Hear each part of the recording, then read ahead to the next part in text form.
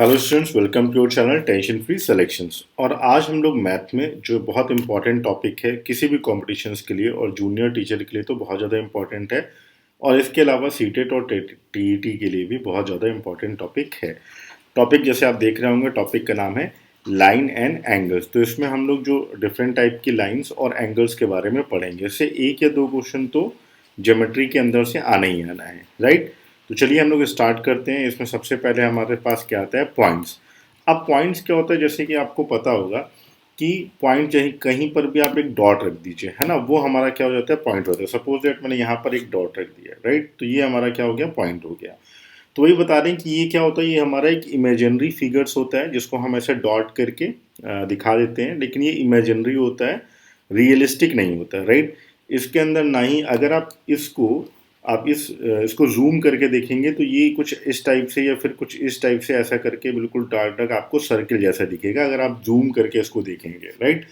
लेकिन ना इसके अंदर कोई हाइट होती है, ना ब्रेथ होती है, ना ही इसके अंदर कोई लेंथ होती है। तो इसका मतलब ये हो गया कि ये क्या होता है, जीरो डायमेंशनल होता है। इसमें कोई भी आपका आयाम नहीं होता है। और जब जीरो ही होता है तो उसके अंदर कोई भी आपकी रेडियस नहीं होता। वो लगता है जूम करने पे सर्किल पे, लेकिन वो सर्किल एक्चुअली होता नहीं है। तो सर्किल नहीं है तो रेडियस नहीं होगी, राइट। तो हम इसको रिप्रेजेंट कर देते हैं ए से, है ना। इसको हम रिप्रेजेंट करते हैं कैपिटल ए से या कुछ किसी से भी अल्फ़ाबेट से हम इसको रिप्रेजेंट कर देते हैं। किसको, पॉइंट को। तो पॉइंट के कभी कभी ऐसे ही क्वेश्चन एक बार आ चुका था कि पॉइंट में कितने डायमेंशंस होते हैं, ये क्वेश्चन आया था। तो पॉइंट क्या होता है, जीरो डायमेंशनल होता है। क्लियर। चलो अब नेक्स्ट देखते हैं हम लोग। नेक्स्ट क्या है, ये इंपॉर्टेंट आता है कि जो हमारा पॉइंट होता है, पॉइंट से हमारी क्या होती है, लाइंस गुजरती हैं। तो यहाँ पे जो चीज़ हमको समझनी है कि कॉन्करेंट लाइंस या फिर संगमी रेखाएं क्या होती हैं। तो देखिए, अगर एक पॉइंट है तो एक पॉइंट से, मान लीजिए ये पॉइंट है, तो इससे क्या हो सकती है, आपकी अनलिमिटेड अनलिमिटेड जो लाइंस हैं वो क्या हो सकती हैं, क्रॉस हो सकती हैं एक पॉइंट से। ठीक है। अब बात आती है दो पॉइंट पे। तो दो पॉइंट से आपकी एक ही जो लाइन है वो एक एक लाइन बिल्कुल कॉमन जा सकती है। यानी स्ट्रेट लाइन की अगर हम बात करें तो हमारे अगर दो पॉइंट हैं तो यहाँ पे क्या होगी, दोनों पॉइंट से एक कॉमन लाइन हमारी क्या होगी, जाएगी। और अगर तीन पॉइंट्स की बात करें तो देखो, तीन पॉइंट्स अगर हमारे बिल्कुल स्ट्रेट हैं, राइट, तब तो एक कॉमन लाइन हमारी क्या हो जाएगी, चली जाएगी। लेकिन अगर हमारे तीन पॉइंट्स मान लो लाइन पे नहीं है, एक यहाँ पर है और एक यहाँ पर है और एक यहाँ पर है, तो इसमें जो लाइन जाएगी वो कुछ इस टाइप से जाएगी, है ना। तो क्या हो जाएगा, इस दोनों में से अगर तीन पॉइंट बिल्कुल एक सीधी रेखा पे हैं तो जो हमारी कॉमन लाइन होगी वो मिल जाएगी। और इसी तीन पॉइंट को या इससे ज़्यादा पॉइंट अगर होते हैं तो उसको हम लोग बोलते हैं कोलीनियर पॉइंट्स। क्या बोलते हैं हम लोग इसको, कोलीनियर पॉइंट्स बोलते हैं, है ना। यानी कि पूरी एक स्ट्रेट लाइन अगर बन जाती है, तीन या तीन से ज़्यादा पॉइंट्स है, तो उसको हम लोग बोलते हैं कोलीनियर पॉइंट्स। और अगर जो पॉइंट्स होते हैं वो अलग अलग डायरेक्शंस में होते हैं, यानी स्ट्रेट लाइन पे नहीं होते, तो इनको हम लोग बोलते हैं नॉन कोलीनियर पॉइंट्स। क्या बोलते हैं, नॉन कोलीनियर पॉइंट्स इसको हम लोग बोलते हैं। यानी कि आप ये कह सकते हैं कि जब नॉन कोलीनियर पॉइंट्स होती है तो तीन पॉइंट से हम लोग कोई भी एक कॉमन लाइन नहीं बना सकते हैं। ठीक, ये हमारे लिए इंपॉर्टेंट है, कभी कभी डिफिनीशंस में आ जाता है, इसलिए मैंने आपको यहाँ पे एक्सप्लेन कर दिया। क्लियर है। चलो अब पॉइंट्स हमारा क्लियर हो गया। अब हम लोग आते हैं लाइन पे। तो भाई लाइन क्या चीज़ होती है, देखो लाइन में सिंपल सी बात है कि लेंथ होती है, ये तो आपको पता है, क्योंकि लाइन है तो लंबाई होगी होगी उसके अंदर, ठीक। तो लाइन की क्या होती है, लेंथ होती है। तो और उसकी क्या नहीं होती है, ब्रेथ नहीं होती है और डेप्थ नहीं होती है। ना ब्रेथ होती है ना डेप्थ होती है। तो इसका मतलब सिर्फ एक ही डायमेंशन पे वर्क करेंगे। तो जो लाइन होती है हमारी वो वन डायमेंशनल होती है। ये दो टाइप की होती है, एक स्ट्रेट होती है और एक क्या होती है, ये हमारी कर्व्ड होती है ना। अब जैसे अगर लाइन की हम बात करें तो लाइन को कैसे रिप्रेजेंट करते हैं, ऐसे एरो करके ऐसे करते हैं। इसका मतलब ये होता है कि इसके जो दोनों सिरे होते हैं ये बिल्कुल फ्री होते हैं। इसका मतलब इसको भी आप कहीं तक भी बढ़ा सकते हैं और इसको भी आप कहीं तक भी बढ़ा सकते हैं। कोई भी आपका क्या होता है, स्थिर नहीं होता है। तो ये बिल्कुल सिंपल होता है लाइन। लाइन किसको कहते हैं, जिसकी दोनों तरफ एरो इंडिकेट होता है। इसका मतलब ये कि आप इसको इधर भी कितना बढ़ा सकते हैं और पीछे भी आप कितना भी बढ़ा सकते हैं, राइट। कहीं पर उसका कोई स्टॉपेज नहीं होता है। और ये क्या होता है, आपका वन डायमेंशंस होता है ना। अब यहाँ पे क्या होता है, लाइन से दो दो चीज़ें और निकल के आती हैं। एक हमारा निकल के आता है रे। अब रे और इसके बाद एक आता है आपका लाइन सेगमेंट। तो इसको भी आपको याद रखना है। सेम चीज़ है, लाइन में उसका कोई भी एक जो पॉइंट होता है वो स्थिर नहीं होता है ना, यानी कि आप कहीं पर भी इसको लेफ्ट टू राइट कहीं पर भी आप उसको बढ़ा सकते हैं। इसके बाद रे पे आता है, तो रे में बस एक चीज़ होती है कि इसका जो एक पॉइंट होता है वो डिसाइड होता है कि ये पॉइंट है इसका और ये लाइन ऐसे है, तो इधर तो आप कितना ही बढ़ा सकते हैं, लेकिन इसके बैक आप इसको नहीं बढ़ा सकते, क्योंकि ये जो पॉइंट है आपका, ये क्या हो गया, आपका एंड पॉइंट हो गया, कि यहाँ पर आपका एंड पॉइंट है, इससे आपको नहीं बोलना है। तो इसी को हम लोग क्या बोलते हैं, इनिशियल पॉइंट बोलते हैं। इसको हम लोग क्या बोलते हैं, इनिशियल पॉइंट बोलते हैं। ये आपको दिमाग पे रखना है, इसको हम लोग बोलते हैं इनिशियल पॉइंट। ठीक, और इसको सिर्फ हम लोग एक डायरेक्शन में ही बढ़ा सकते हैं, इसको हम लोग बोलते हैं रे। अब इसी का एक दूसरा रूप भी होता है, उसको हम लोग बोलते हैं लाइन सेगमेंट। अब लाइन सेगमेंट में क्या होता है कि इसके जो दोनों पार्ट होते हैं वो दोनों के दोनों क्या होते हैं, स्थिर होते हैं, है ना। दोनों के दोनों एंड पॉइंट्स होते हैं, यानी कि आप ना इसको इधर बढ़ा सकते हैं ना आप इसको इधर बढ़ा सकते हैं।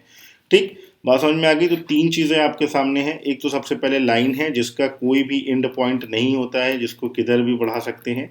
दूसरा आपका होता है रे। रे में वन पॉइंट क्या होता है, वो इनिशियल पॉइंट बोलते हैं, वो एंड होता है, तो इसको वन डायरेक्शन में ही बढ़ा सकते हैं। और फिर एक आपका होता है लाइन सेगमेंट, जिसके दोनों एंड पॉइंट क्या होते हैं, दोनों ही पॉइंट एंड होते हैं, जिसको किसी भी डायरेक्शन पे हम बढ़ा नहीं सकते हैं। ये होता है हमारा लाइन सेगमेंट होता है। Is that clear everyone? Okay, अब हम लोग नेक्स्ट में चलते हैं कि भाई नेक्स्ट में हमारा क्या है।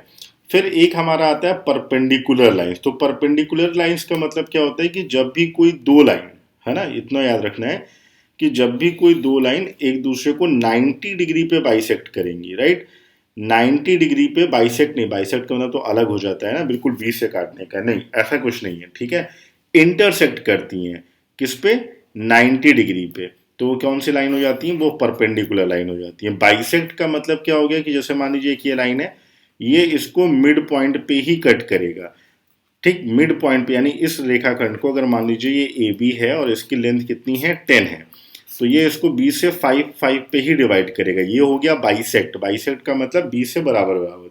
लेकिन जब हम बात करते हैं परपेंडिकुलर की, तो भाई परपेंडिकुलर तो यहाँ भी हो सकता है। उसको क्या, उसकी क्या डेफिनेशन है कि उसको 90 डिग्री का एंगल बनाना है। सिंपल सी बात ये, परपेंडिकुलर कहीं पर भी काम करेगा, लेकिन उसकी कंडीशन है कि उसे 90 डिग्री का एंगल वहाँ पे बनाना है, राइट।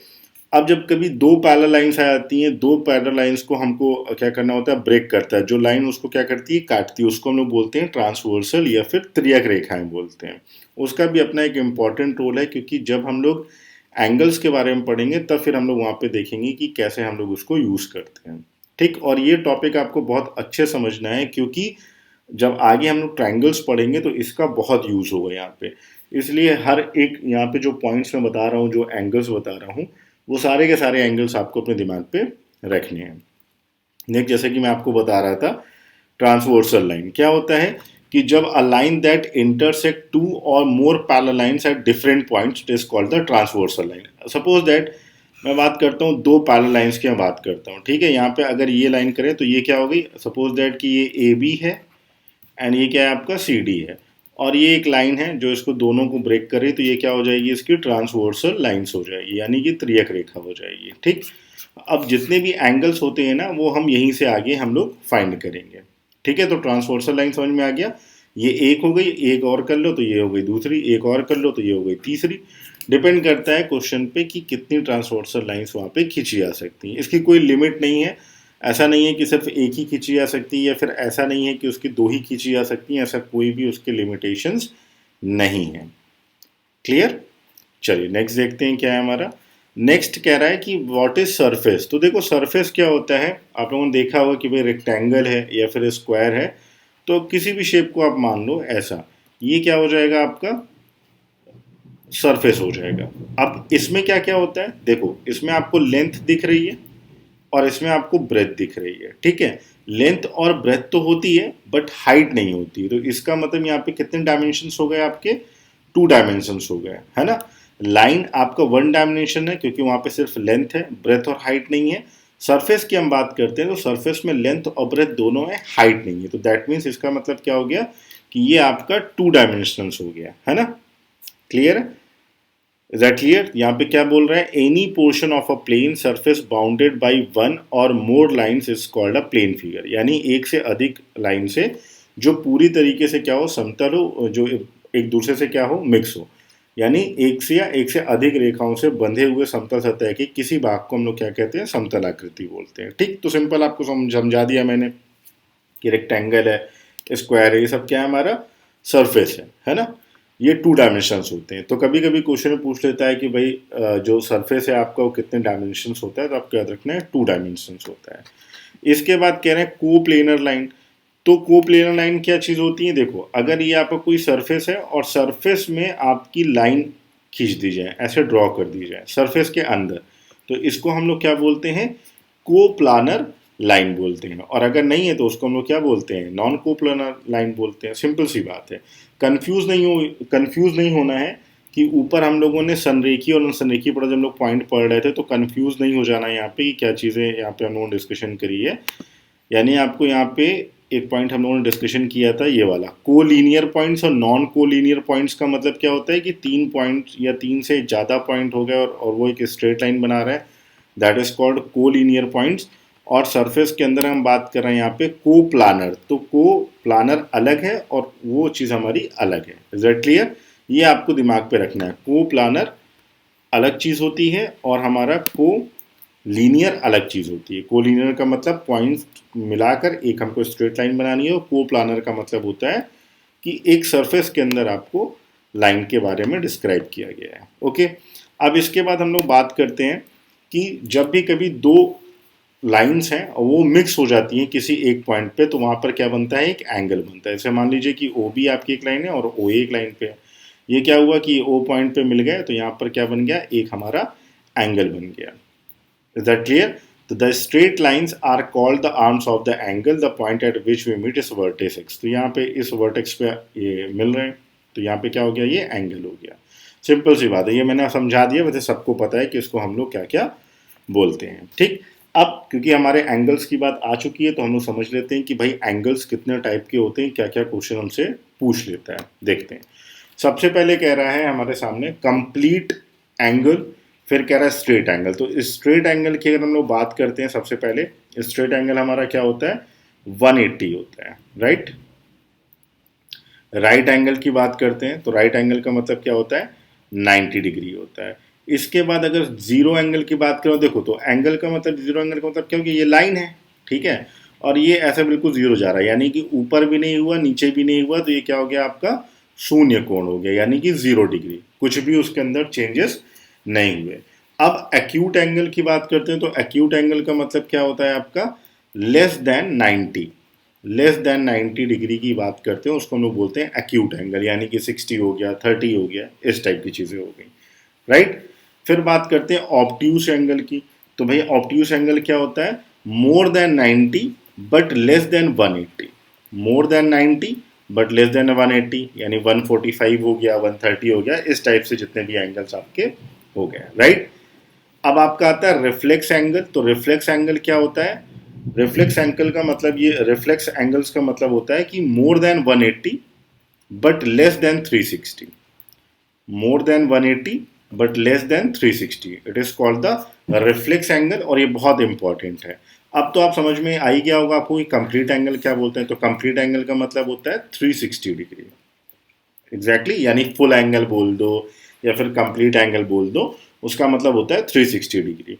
तो ये एंगल आपको बिल्कुल याद रखने हैं, क्योंकि कभी कभी क्वेश्चन बोलेगा कि फाइंड द एक्यूट एंगल, या फिर फिगर देख के बताएगा बताओ ये एक्यूट है या फिर आपका ऑब्ट्यूस है, या फिर पूछेगा कि भाई रिफ्लेक्स एंगल निकालो इसका कितना होगा। तो ये चीज़ आपको, जो पॉइंट्स हैं ये आपको याद रखने हैं, क्लियर है।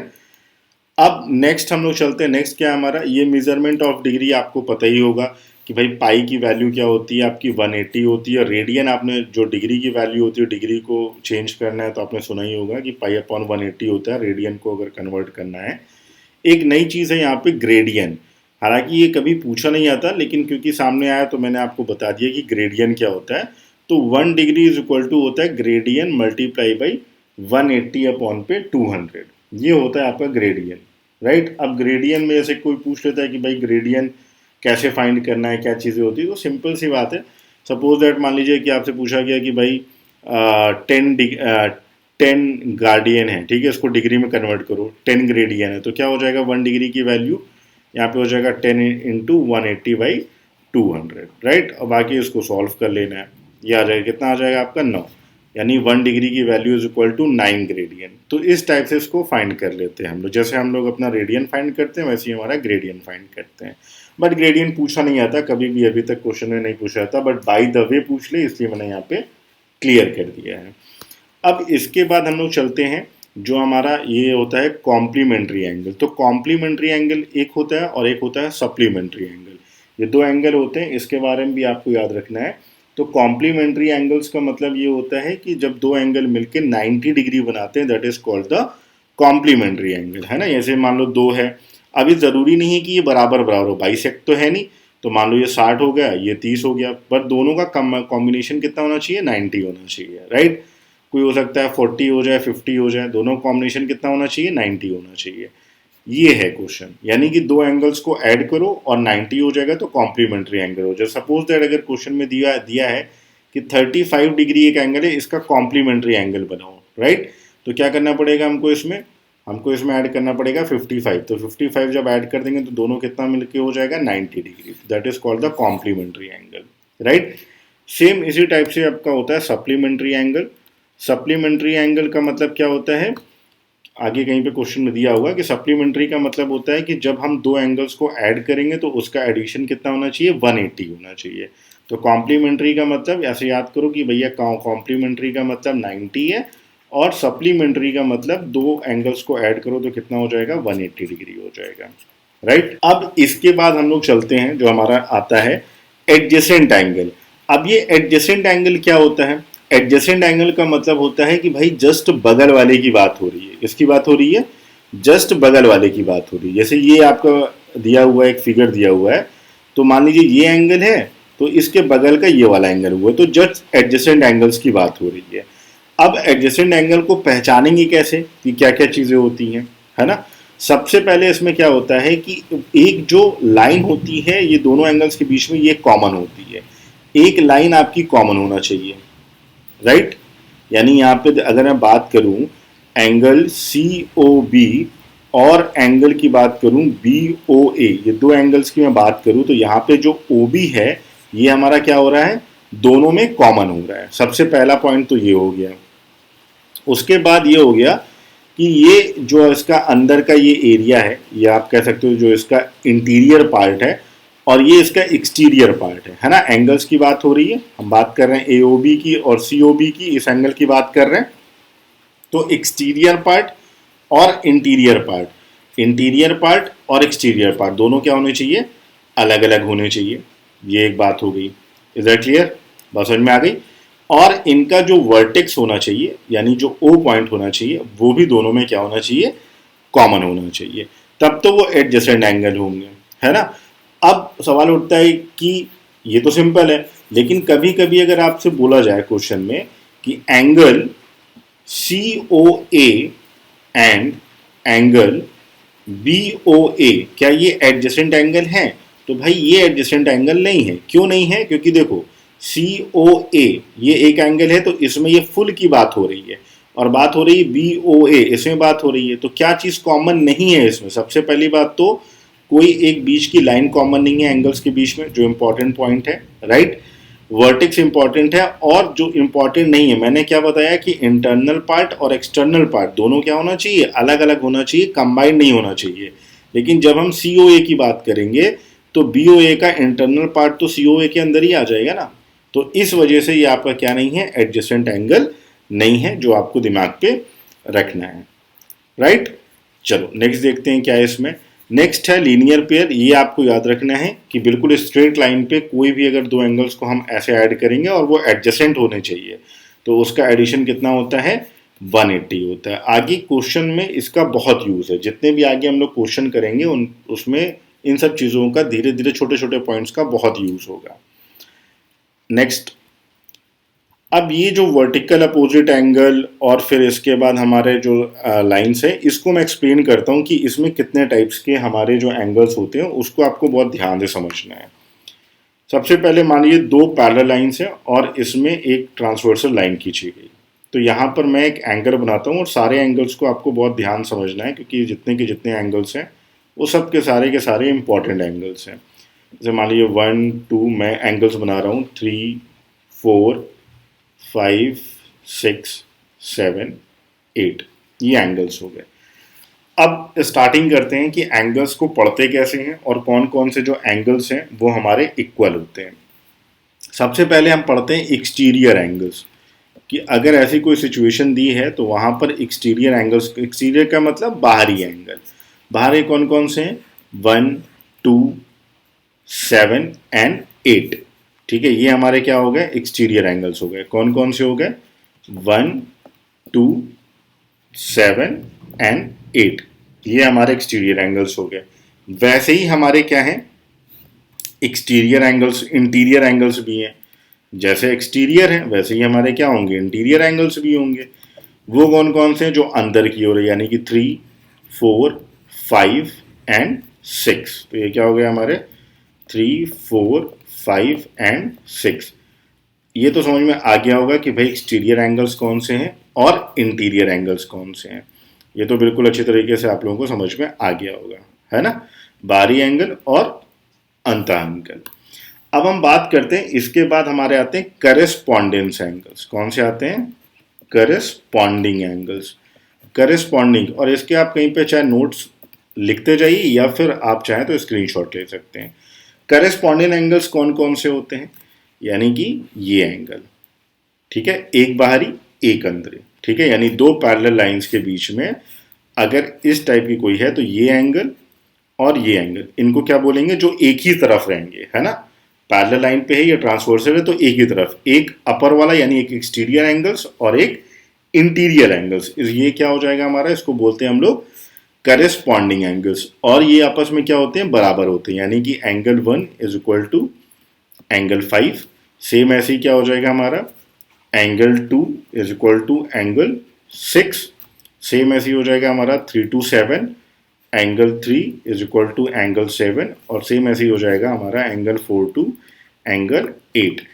और इसका जितने भी क्वेश्चंस आएंगे ना, इन सबका बहुत यूज है, इसलिए मैं आपको एक एक चीज़ें यहाँ पे डिफाइन करते हुए चल रहा हूँ कि क्या चीज़ें हमारे यहाँ पे आएंगी।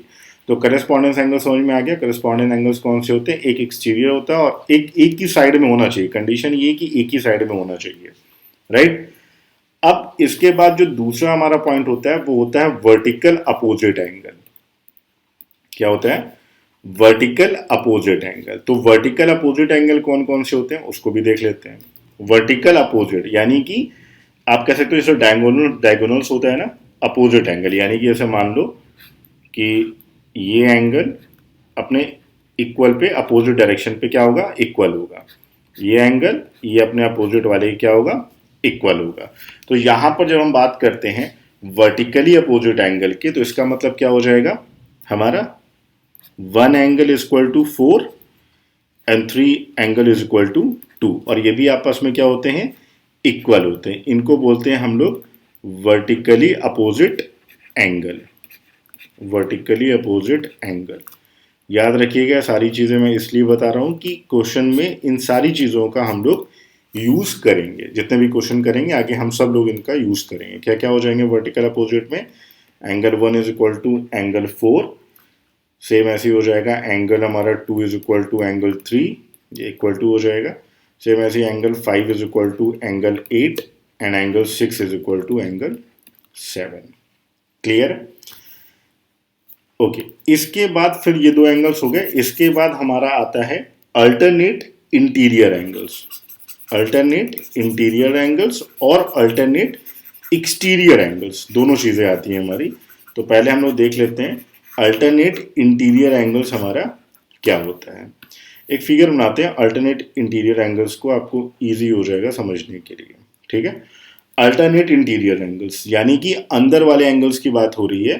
तो इसका मतलब ये जो एंगल है और ये जो एंगल है ये क्या है, अल्टरनेट इंटीरियर एंगल्स है। ये दोनों भी आपस में क्या होते हैं, हमारे बराबर होते हैं। यानी कि अगर मैं इस फिगर के अकॉर्डिंग बात करूं तो एंगल जो 3 है और एंगल 6 है ना, ध्यान से देखो ये ऐसे ही बना हुआ है Z। तो एंगल 3 और एंगल 6 आपस में क्या हो जाएंगे, बराबर हो जाएंगे, राइट। इसी टाइप से अगर देखो तो एंगल 4 और एंगल 5 भी बराबर हो जाएंगे, तो क्या हो जाएगा, angle 4 is equal to angle 5। ये क्या हो गए, अल्टरनेट इंटीरियर एंगल्स, इसको याद रखिएगा, अल्टरनेट इंटीरियर एंगल्स हो गया। तो अगर अल्टरनेट इंटीरियर एंगल्स हैं तो फिर इसी का अपोजिट भी होगा, यानी कि अल्टरनेट एक्सटीरियर एंगल्स। अब वो क्या होते हैं भाई, इस लाइन को आप थोड़ा सा ऐसे और बढ़ा दो, ऐसे बढ़ा दो, राइट। तो इसका जो ये एंगल है एक्सटीरियर एंगल्स, और जो इसका ये एक्सटीरियर एंगल्स है, ये आपस में क्या हो जाएगा, बराबर हो जाएगा। मैं कह रहा हूं कि सेम साइड की मैं बात कर रहा हूं। मान लीजिए जैसे मैंने बनाया, यहाँ पे क्या है, यहाँ पे 3 है, यहाँ पे क्या है 5 है, यहाँ पे क्या है 4 है, यहाँ पे क्या है 6 है। तो कह रहा है इंटीरियर एंगल्स, क्योंकि इंटीरियर एंगल्स तो यही वाले हैं, तो interior angles on the same side of transversal. Same side का मतलब ये एक अलग साइड है, ये सेकंड साइड है, और ये एक साइड है। सेम साइड ऑफ ट्रांसवर्सल का जो एडिशन होता है वो क्या होता है, 180 डिग्री होता है। दैट मीन्स कि angle 3 plus angle 5 is equal to 180 degree, same angle 4 plus angle 6 is equal to 180 degree. तो ये आपको याद रखना है, ठीक।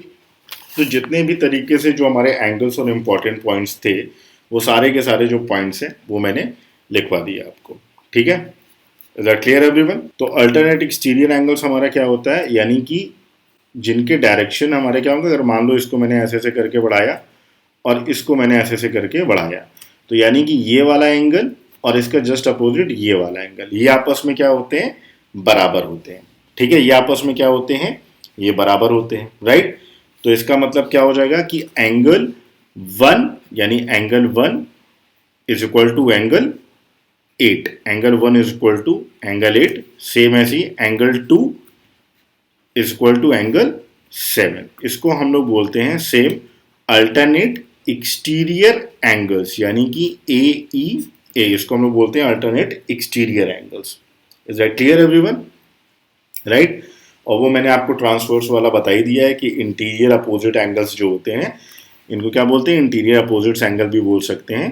तो ये क्या होता है, इनका जो एडिशन होता है वो क्या होता है, 180 डिग्री होता है। मैंने बता दिया ना, इंटीरियर जो इंटीरियर एंगल्स का एडिशन होता है सेम साइड ऑफ ट्रांसवर्स में, उसका एडिशन क्या होता है, 180 डिग्री होता है। अब इसके आगे से हम लोग जितने हमारे क्वेश्चन है वो हम स्टार्ट करते हैं। लाइन एंड एंगल्स में जो डेफिनेशंस के थे वो सारे के सारे क्वेश्चन मैंने यहाँ पे करा दिए हैं। अब हम लोग यहाँ पे इसके क्वेश्चन देख लेते हैं। सबसे पहला कह रहा है कि if P Q R S is a parallelogram and P O bisect angle P and Q O bisect angle Q, then find angle P O Q. तो इसका मतलब P Q R S is a parallelogram. तो parallelogram का मतलब क्या हो गया, ऐसे बना लेते हैं कोई चीज।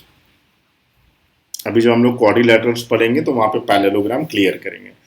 क्या हो गया हमारा, पी क्यू आर एस कह रहा है PO bisect angle P and Q O bisect angle Q. Bisect का मतलब क्या हो गया, इस एंगल को, दोनों एंगल्स को क्या कर रहा है, वो बराबर भागों में डिवाइड कर रहा है। ओ, ये तो मुझे निकालना है पीओ क्यू, तो मुझे निकालना है एंगल पीओ क्यू। अब अभी हम लोगों ने इसको पीछे डिस्कशन किया है, अभी हम लोग देख लेते हैं इसको। मान लीजिए ये ऐसे लाइन है और ये ट्रांसवर्सल लाइन है, राइट। तो जो हमारा एंगल पी हुआ वो मान लेते हैं ये हो गया, और जो एंगल क्यू हुआ ये मान लेते हैं ये हो गया। इसको क्या कर रहा है, बाइसेक्ट कर रहा है, राइट। जो एंगल्स है इसको बाइसेक्ट कर रहा है। और मैंने क्या बताया था आपको कि, और ये डायरेक्शन को यहाँ पे रखो कि मैंने क्या बताया था कि इन दोनों का जो एडिशन है ट्रांसवर्सल ऑफ सेम साइड वो कितना होता है, 180 डिग्री होता है, ठीक है। यानी इन दोनों का जो एडिशन है वो कितना है हमारा, 180 डिग्री है। तो अगर हम इसको क्या करेंगे, हाफ करेंगे, बाइसेक्ट कर रहे हैं ना, इसको हाफ करेंगे तो क्या हो जाएगा, 90 डिग्री हो जाएगा। तो यानी कि angle P plus angle Q upon पे 2, और ये दोनों का एडिशन मैंने अभी आपको पीछे बताया था ट्रांसवर्सल वाले में क्या होता है, 180 होता है, 182/2। तो इसका 90, तो इसका आंसर क्या आ जाएगा, 90 डिग्री आ जाएगा, राइट। तो ये क्वेश्चन बहुत बार पूछा गया है और आपको याद रखना है क्वेश्चन हद से ज़्यादा बार पूछा गया है, ठीक है। तो इसका आंसर ऑलवेज क्या होगा, हाफ हो जाएगा, यानी कि 90 डिग्री हो जाएगा। नेक्स्ट क्वेश्चन देखते हैं हम लोग। क्या कह रहा है कि यहाँ पे नीचे दी गई वैल्यू है और उसको क्या करना है, हमको वैल्यू निकालनी है कि वैल्यू कितनी है। कि वैल्यू किसकी निकालनी है, मुझे वैल्यू निकालनी है x की, ठीक। तो क्या करें हम लोग एक काम करते हैं, क्योंकि पैरेलल अभी हम लोगों ने पढ़ के आए हैं, तो हम लोग काम करते हैं इसको ऐसे पैरेलल लाइन पे खींच लेते हैं। ये हम कंस्ट्रक्ट कर लेते हैं, और ये कंस्ट्रक्ट करने के बाद मैंने बताया आपको कि भाई ये वाला एंगल और ये एंगल ये आपस में क्या होते हैं, मैंने आपको स्टार्टिंग में क्या बताया था, करस्पॉन्डिंग एंगल्स हैं, सेम साइड पे हैं, करस्पॉन्डिंग एंगल्स हैं। तो यानी कि अगर ये 39 है तो ये भी 39 है, और ये फुल आपका कितना है 82 है। ये अगर फुल 82 है, अगर ये आपका 39 है तो बचा हुआ कितना हो गया, ये आपका हो गया 43 हो गया। और अगर ये 43 है तो सेम पैरेलल लाइन पे ये और ये भी करस्पॉन्डिंग एंगल्स हो गए। तो अगर ये 43 है तो ये भी क्या हो जाएगा, हमारा 43 हो जाएगा। तो आंसर इज 43। कह रहा है कि in the figure line A B parallel to C D होगा, what is the value of angle B E D. B E D ये दोनों पैरेलल है। एक काम करते हैं कि इसको यहां से कंस्ट्रक्ट करते हैं, ऐसे बीच में कंस्ट्रक्ट करते हैं, राइट। अब मैंने क्या बताया था कि अगर ये स्ट्रेट लाइन है और ये ट्रांसवर्स के वन साइड पे है तो इन दोनों का एडिशन कितना हो जाएगा, 180 हो जाएगा। मैंने बताया था, यानी कि एंगल बी और प्लस एंगल ही अपर साइड वाला, इससे ऐड कितना हो जाएगा, 180 हो जाएगा। तो ये तो 136 है, इसको 180 से माइनस कर दो तो कितना आ जाएगा, एंगल ही का अपर पार्ट आ जाएगा। तो कितना हो जाएगा, वो हो जाएगा 44 हो जाएगा। तो एंगल ई का जो अपर पार्ट है, यानी ये वाला जो पार्ट है वो कितना हो जाएगा, 44 हो जाएगा। सेम इसी मेथड से हम लोग क्या करेंगे, नीचे का निकालेंगे, क्या चीज़, ये वाला पार्ट निकालेंगे। क्यों, क्योंकि मैंने आपको बताया ना कि पैरेलल लाइन है सेम, अगर इसको सीधे करो पैरेलल लाइन है, ट्रांसवर्सल पे दोनों एंगल का एडिशन कितना होता है, 180 होता है। तो इसके अकॉर्डिंग एंगल ई कितना हो जाएगा, 180 माइनस 128, तो कितना आ गया आपके पास, 52 आ गया। तो एंगल ई की वैल्यू निकालनी है, तो एंगल ई की वैल्यू क्या हो जाएगी, 44 प्लस 52 कितना हो जाएगा, 96 डिग्री। तो आंसर इज 96। क्लियर है एवरीवन? ओके, नेक्स्ट क्वेश्चन देखते हैं हम लोग। नेक्स्ट क्वेश्चन क्या कह रहा है, अभी तो सिंपल है, हमसे कह रहा है सप्लीमेंट्री, और मैंने आपको कॉम्प्लीमेंट्री और सप्लीमेंट्री बताया था कि अगर सप्लीमेंट्री की बात हो रही है तो इसका मतलब 90 डिग्री की बात हो रही है, और कॉम्प्लीमेंट्री की बात हो रही है तो दैट मीन्स हम लोग सप्लीमेंट्री की बात कर रहे हैं तो 180 डिग्री की बात कर रहे हैं, और कॉम्प्लीमेंट्री की बात कर रहे हैं तो इसका मतलब हम 90 डिग्री की बात कर रहे हैं, है ना, एडिशन। तो इन दोनों को ऐड कर दो, कितना हो जाएगा, 6x plus 15 plus 7x plus 9 is equal to supplementary, that means 180, और ये दोनों डिग्री पे हैं। 13x is equal to 180 minus 15 minus 24, दोनों को ऐड कर दोगे ना 15 और 9 को, तो कितना हो जाएगा, 13x is equal to 156। So x की वैल्यू दैट इज 12 आ गई।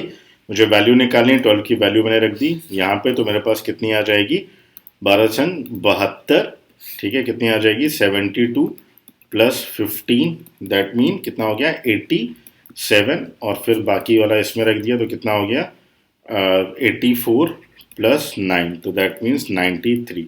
तो value is 87 and 93, that means option B. Next question ये कह रहा है आपका, ये क्वेश्चन अच्छा है।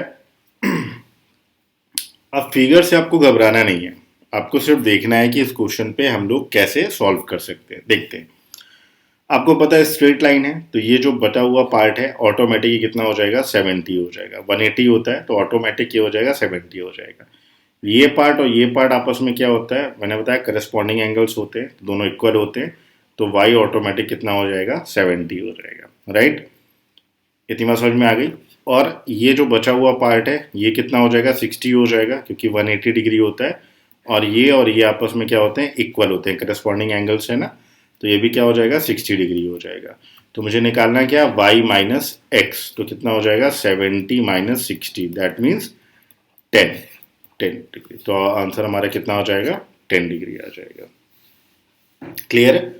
नेक्स्ट क्वेश्चन है, A B parallel to C D and F O B हमारा 65 दिया है, और हमें निकालना है एफ पी सी, मुझे ये एंगल निकालना है। सिंपल है, ये 65 है तो ऑटोमेटिक ये भी 65 हो जाएगा, और ये मिलके कितना हो जाएगा, 180 हो जाएगा। तो 180 माइनस 65 कितना आ जाएगा आपके पास, 115। तो ये वाला जो एंगल है ये कितना हो जाएगा, 115 हो जाएगा, है ना। तो आंसर देखो, सॉल्व कर लो एक बार। कॉन्सेप्ट और एंगल्स क्लियर हो गए ना, क्वेश्चन देखो, आंसर देख के कर ले जाओगे। नेक्स्ट है, कह रहा है ए ओ बी। अब यहाँ पे क्या कह रहा है, रिफ्लेक्स एंगल की बात कर रहा है। रिफ्लेक्स एंगल मैंने क्या बताया था आपको, पता ही है। रिफ्लेक्स एंगल कह रहा है कि 328 है, यानी 180 से ज़्यादा है, और 320 और 360 के बीच का जो एंगल होता है उसको हम लोग बोलते हैं रिफ्लेक्स एंगल। तो ये बता रहा 328 है, तो साइज ऑफ एक्यूट एंगल मैंने क्या बताया था, जो 90 से कम होगा, तो दैट मीन्स क्या हो जाएगा, 360 माइनस 328, तो कितना हो जाएगा यहाँ पे, 32 डिग्री। इसका क्या हो जाएगा, आंसर हो जाएगा, है ना। तो एक्यूट एंगल यहाँ पे हम लोग ले लेंगे, है ना। याद रखना है आपको कि कहाँ पे क्या क्या एंगल्स होता है। नेक्स्ट है, एक्स की वैल्यू निकालनी है, कुछ करना ही नहीं है यहाँ पे। एक्स की वैल्यू निकालनी है और ये स्ट्रेट लाइन है, यानी कि क्या हो जाएगा, 40 प्लस का 2x is equal to 180। So 2x is equal to कितना हो जाएगा आपका 140, तो x इज इक्वल टू कितना हो जाएगा 70 हो जाएगा। और ये सारे के सारे क्वेश्चन जो मैंने आपको यहाँ पे करा रहा हूँ, वो सारे के सारे क्वेश्चन आए हुए हैं। ऐसा नहीं है कि कोई भी क्वेश्चन फालतू है। ये इतनी इजी वे पे इसलिए कर आप लोग कर पाओगे क्योंकि आपका ये क्लियर हो चुका है, कॉन्सेप्ट जो है वो क्लियर हो चुका है ना। अब कुछ जो इंपॉर्टेंट क्वेश्चन है, ये थोड़े से टफ क्वेश्चन है, स्टार्ट होते हैं यहाँ पे। फिगर वाइज होते हैं, लोग डर जाते हैं, लेकिन उतने ही ईजी हैं जितने ईजी ये वाले क्वेश्चन है। चलो इनको देख लेते हैं। पहला ये वाला क्वेश्चन आ रहा है आपका, इसको कैसे सॉल्व करें, देखते हैं भाई। मुझे एंगल एक्स की वैल्यू निकालनी है, राइट। एक काम करते हैं, इसको स्ट्रेट ऐसे खींच लेते हैं, कंस्ट्रक्ट कर लेते हैं, है ना। तो ये पैरेलल लाइन हो गया, तो ये बचा हुआ क्योंकि स्ट्रेट लाइन पे हो गया 120 है, तो ये ऑटोमेटिक क्या हो गया 60 हो गया। क्लियर। और अगर ये 100 है तो ऑटोमेटिक ये भी क्या हो जाएगा 100 हो जाएगा। अगर ये 100 है, दो पैरेलल लाइंस हो गई ना अब, तो ये 100 है तो ये भी 100 हो जाएगा, करेस्पॉन्डिंग एंगल्स हो जाएगा। और एक आपको बात पता ही होगी, ये मैं ट्रायंगल्स में पढ़ाऊंगा, ये आपको बात पता होगा कि ये जो एक्सटर्नल एंगल्स होता है, ये दो इंटरनल एंगल्स के एडिशन के इक्वल होता है, ठीक है। तो अगर मैं इसको बी ई और इसको मान लो कोई पॉइंट मान लेता हूँ एफ, एफ या जी जो मानना है वो मान लो, तो एंगल एफ जो होगा वो किसके बराबर होगा, एंगल बी और प्लस एंगल ई के इक्वल होगा। यानी एक एक्सटर्नल जो एंगल्स होता है वो एक ट्राइंगल्स के जो उसके अपोजिट डायरेक्शन पे दो इंटरनल एंगल्स के इक्वल एंगल्स के एडिशन के इक्वल होता है। तो अगर ये 100 है तो ये 60 है, तो ये ऑटोमेटिक क्या हो जाएगा 40 हो जाएगा। क्लियर है। और भी इसको सॉल्व करने के बहुत सारे तरीके, ऐसा नहीं कि सिर्फ एक यही तरीका है। अगर पैरेलल लाइंस पे हम बात करें तो यहाँ पे भी हम इसको सॉल्व कर लेंगे, अलग अलग तरीके। लेकिन ये जो तरीका मैंने आपको बताया, ये इजी मेथड है इसको सॉल्व करने का, राइट। नेक्स्ट क्वेश्चन देखते हैं। ये क्वेश्चन कह रहा है 50, ये x, ये 100, और मुझे फाइंड करना है x। क्या फाइंड करना है मुझे, x फाइंड करना है। तो एक काम करते हैं, कंस्ट्रक्ट कर लेते हैं। कंस्ट्रक्ट कर लिया, पैरेलल लाइन आ गई, ये दो पैरेलल लाइन हो गई। अगर ये 50 है तो ये भी हमारा क्या होगा 50 होगा। कंस्ट्रक्ट करने के बाद ये 100 है तो ये ऑटोमेटिक क्या हो जाएगा 80 हो जाएगा, 80। तो ये ऑटोमेटिक क्या हो जाएगा 50 हो जाएगा। और अगर अभी जो मैंने अकॉर्डिंग टू जो रूल मैंने बताया है कि ये आपका एक्सटर्नल एंगल कितना है 100 है, तो दो इंटरनल एंगल्स के इक्वल होगा। तो अगर ये 50 है तो ये ऑटोमेटिक क्या हो जाएगा 50 हो जाएगा। तो यहाँ पे दो मेथड है इस क्वेश्चन को सॉल्व करने के, जो भी मेथड आपको यूज करना हो वो आप यूज कर सकते हैं, राइट। यानी अगर ये आपका एक्सटर्नल है 100 डिग्री, तो वो इंटरनल दो इंटरनल के इक्वल होगा। तो ये तो ऑलरेडी 50 आपने निकाला यहाँ से, तो ये बचा हुआ ये क्या बचेगा, ये ऑटोमेटिक 50 बचेगा। ऐसा कर लो, या ये फिर ये 50 निकाल लिया है और ये पूरा 180 होता है, तो ये 100 है तो ये ऑटोमेटिक 80 हो जाएगा। तो 80 और 50 130, और बचा हुआ कितना होगा 50 होगा, क्योंकि सम ऑफ अ ट्राइंगल कितना होता है 180 होता है। इसके बाद ये भी अच्छा क्वेश्चन है, इसको देख लेते हैं। ये बढ़िया क्वेश्चन है, इसको सॉल्व करते हैं। अब अगर हम लोग इसको देखते हैं, सॉल्व करने की कोशिश करते हैं, तो एक काम करते हैं, ये जो लाइन है इसको कंस्ट्रक्ट करते हैं। ये सामने वाली जो लाइन है इसको कंस्ट्रक्ट करते हैं, पैरेलल लाइन बनाते हैं। दो तरीके से ये हो सकता है। पैरेलल लाइन इसको हम लोग ऐसे इस टाइप से भी ड्रॉ कर देते हैं, बट अभी हम इस पे नहीं जाएंगे। अभी हम सामने वाले डायरेक्शन पे मैंने इसको ड्रॉ किया। ड्रॉ करने के बाद मैंने देखा ये आपका बन रहा है 90 डिग्री और ये भी आपका बन रहा है 90 डिग्री, है ना। ये इसके ऊपर परपेंडिकुलर हो जाएगा। और ये पूरा 105 है, तो इसका मतलब ये बचा हुआ कितना हो गया, ये भाई ये 90 हो गया, और ये फुल कितना है आपका 105 है, कितना बचा 15 बचा। ठीक है, अब ये हो गया 15 और ये हो गया आपका कितना 25। ठीक, ये हो गया 15 और ये हो गया आपका 25, तो कितना हो गया 40 हो गया। ये टोटल कितना हो गया आपका 40 हो गया ना। तो अगर ये आपका ये दोनों एंगल, अभी मैंने क्या बताया आपको कि ये दो इंटरनल एंगल मिलके कितने हो गए 40 हो गए, तो एक्सटर्नल एंगल के इक्वल है, और एक्सटर्नल एंगल ये हाफ वाला रहेगा ना, तो इसका मतलब यही 40 हो जाएगा। तो ऊपर का 90 है और नीचे क्या हो जाएगा 40 हो जाएगा, तो दोनों को ऐड कर दो कितना हो जाएगा 90 और प्लस 40 इज इक्वल टू 130 हो गया। तो 130 is the right answer of this question, right. तो बहुत सारी चीज़ें जो आपको एंगल्स में, अभी आप ट्रायंगल्स पढ़ेंगे वहाँ पे सीखने को मिलेगी, ये एंगल्स कैसे कैसे एडिशन होता है, लेकिन वो लाइन और जब आप ये सॉल्व करते हो तो यहाँ भी इसका यूज़ होता है। और आप याद रखिएगा जितने से बड़ा क्वेश्चन है वो आप ऐसे ही सॉल्व कर लोगे अगर आपको पता है कि क्या एंगल किसके बराबर है। नेक्स्ट देखते हैं हम लोग। ये तो सिंपल है, आपको बता ही दिया था मैंने, ट्रांसवर्सल लाइन की एक साइड है, दोनों का एडिशन कितना होगा 180 होगा। तो इसके बाद 3x प्लस 5 और plus 4x is equal to क्या हो जाएगा 180। ये 5 उधर जाके माइनस हो जाएगा, तो 7x is equal to 175। So x is equal to हो जाएगा 25। ये ऐसे ही क्वेश्चन है, इसमें कुछ नहीं है। नेक्स्ट ये इंपॉर्टेंट क्वेश्चन है, इसको कैसे सॉल्व करना है इसको देख लेते हैं सबसे पहले। ठीक है, क्योंकि ये इंपॉर्टेंट क्वेश्चन है हमारा।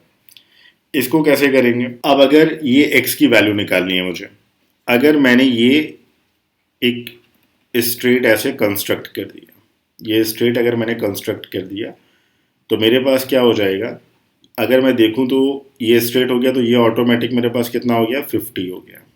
ये मेरे पास कितना हो गया 50 हो गया। ठीक है, यहाँ तक तो किसी कोई डाउट नहीं है ना।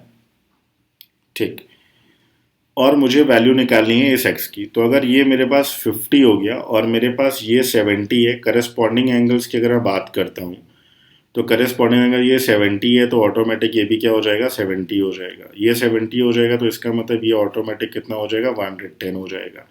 अगर ये 110 हुआ और ये 50 हो गया तो कितना हो गया 160 हो गया, है ना, 160 हो गया, तो ऑटोमेटिक ये कितना हो जाएगा 20 हो जाएगा, क्योंकि भाई ये ट्राइंगल बन गया ना, और ट्राइंगल के अंदर का एडिशन कितना होता है 180 होता है ना। ये अगर 70 है, ये 70 है, ये दोनों मिलकर ये पूरा स्ट्रेट एंगल बनाएंगे, तो ये वाला ऑटोमेटिक कितना हो जाएगा 110 हो जाएगा, राइट। ये 130 है, तो बचा हुआ कितना हो जाएगा 50 हो जाएगा, तो 110 और 50 160 हो गया, और ये ट्राइंगल बचा, तो बचा हुआ कितना हो जाएगा 20 हो जाएगा। ये एक मेथड है, और इसके दूसरे मेथड भी हैं। दूसरे मेथड क्या है देखो, वही मैंने बताया, एक्सटर्नल एंगल 70 है और ये 50 है, तो ये ऑटोमेटिक 20 होगा, है ना। तो यहाँ से भी हम इसको सॉल्व कर सकते हैं। चलो नेक्स्ट क्वेश्चन देखते हैं। ये क्वेश्चन अच्छा है, फिगर आपको देखने में जितना भी लग रहा होगा टफ, लेकिन इजी है। कैसे करेंगे, मुझे एक्स वाई और जेड की वैल्यू निकालनी है। एक्स वाई और जेड की वैल्यू अगर मुझे निकालनी है तो सबसे पहले क्या देखना पड़ेगा इस क्वेश्चन में, ये अगर आपका 125 है तो ये ऑटोमेटिक कितना हो जाएगा 55 हो जाएगा। ये आपका हो गया 55। अब कैसे करेंगे इसको देख लेते हैं। अगर ये मेरा 55 हो गया, देखो इसको बहुत सारे तरीके से मैं सॉल्व कर सकता हूँ, बहुत सारे मेथड हैं इस क्वेश्चन को सॉल्व करने के, कोई एक मेथड नहीं कि सिर्फ पर्टिकुलरली एक ही मेथड इस क्वेश्चन को करने का है, नहीं, बहुत सारे मेथड है। क्या क्या मेथड है उनको भी देख लेते हैं हम लोग। अगर ये हमारा 55 है और ये हमारा कितना हो गया 75 है, ये हमारा 75 है, तो ये भी हमारा क्या होगा 75 हो जाएगा, है ना। अगर ये 75 है तो ये भी 75 हमारा हो जाएगा, और अगर ये 75 है हमारा, तो ये हमारा पूरा क्या होता है 180 होता है, तो ऑटोमेटिक ये क्या हो जाएगा 105 हो जाएगा। जो x है वो हमारा 105 हो जाएगा, और y हमारा क्यों, ये अल्टरनेट एंगल से मैंने बताया था, अल्टरनेट अपोजिट एंगल्स इक्वल होते हैं। ये 75 है तो ये भी 75 हो जाएगा, ये 75 है तो ये 105 होगा, ये 55 है बता ही चुका हूँ, तो कितना हो जाएगा 130 हो जाएगा, तो ये ऑटोमेटिक कितना हो जाएगा 50 हो जाएगा, है ना। तो x की वैल्यू कितनी हो गई 105, z की वैल्यू हो गई 50 और y की वैल्यू हो गई 75, राइट। नेक्स्ट क्वेश्चन क्या कह रहा है हमारा, इसमें भी आपको वैल्यू निकालनी है x और y की। देख लेते हैं भाई x और y की वैल्यू कैसे निकलेगी। देखो अगर ये आपका फुल 75 है तो इसका मतलब ये भी फुल आपका 75 होगा, है ना, करस्पॉन्डिंग एंगल्स हो गए, जिसमें से ये आपका 25 एंगल है, तो यानी कि जो बचा हुआ पार्ट है वो कितना होगा, वो 50 हो जाएगा। Is that clear? ये हो गया आपका 50, तो y की वैल्यू तो हो गई आपके सामने 50। अगर हम लोग इसको स्ट्रेट पे लेके जाए, तो अगर मैं एक स्ट्रेट लाइन ऐसे यहाँ पे खींचूँ, ठीक है, तो ये 20 एंगल ये ऊपर है, क्या हो जाएगा, 20 हो जाएगा, और ये वाला अगर 50 है तो ये भी ऑटोमेटिक क्या हो जाएगा, 50 हो जाएगा। तो x की वैल्यू कितनी हो जाएगी, x की वैल्यू हो जाएगी 70, ठीक है। और इधर जो एंगल f है इसकी वैल्यू कितनी हो जाएगी, 25 है, और नीचे वाले y की वैल्यू जो है वो तो आपके सामने 50 है ही है। और अगर एंगल ई आपको चेक करना है कि सही है कि नहीं सही है, तो एंगल ई हमारे पास कितना बचेगा, 180 होना चाहिए ना। तो 70 20 90 95 हो गया आपका, 95 10 100 तो 85 हो जाएगा, ठीक है। तीनों को ऐड कर दो, कितना आना चाहिए, 180 आना चाहिए, तो वो भी हमारा क्या एकदम सही है। Is that clear? तो जितने भी टफ क्वेश्चन हो सकते थे लाइन एंड एंगल्स में, वो सारे के सारे क्वेश्चन मैंने करा दिए हैं, सारे के सारे क्वेश्चन कहीं ना कहीं आए हुए हैं, ठीक। अगर सेशन आपको अच्छा लगा हो तो प्लीज़ लाइक करें, कमेंट करें, शेयर करें, नए हैं तो सब्सक्राइब करें, and please hit the bell icon, ताकि जितने भी नए वीडियोस आते रहें उसकी नोटिफिकेशन आप तक सबसे पहले पहुंचती रहे। अगर कोई भी डाउट होता है तो प्लीज़ आप कमेंट करके मुझसे पूछ सकते हैं। मिलते हैं नेक्स्ट सेशन में, तब तक के लिए बाय बाय।